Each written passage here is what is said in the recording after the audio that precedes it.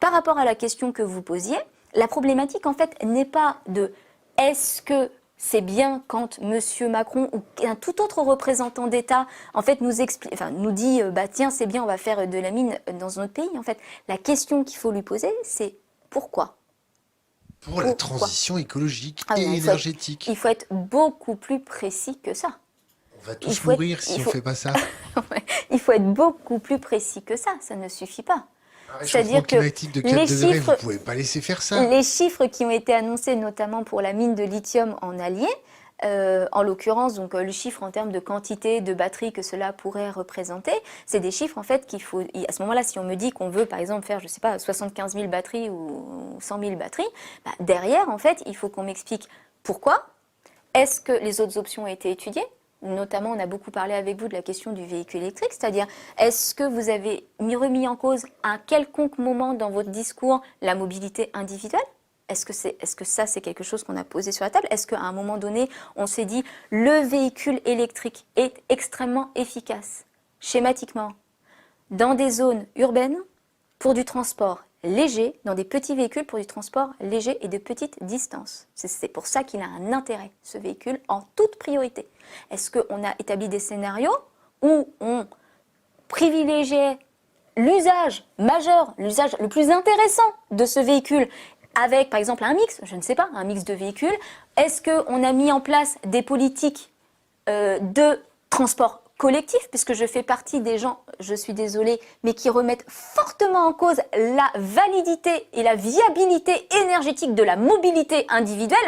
Non, non, non, non, non, non. On met un scénario, on dit on prend tout le pack automobile, on fait en sorte que tout le monde puisse aller d'un point A à un point B à n'importe quel moment du jour ou de la nuit, en dépensant des quantités d'énergie phénoménales, et on fait, prends tout ça, translation électrique, et hop, roulez jeunesse. Mais ça, en fait, moi, comme je ne crois pas en ce scénario-là, je ne peux décemment donc pas comprendre pourquoi on exploite du métal pour répondre à ça.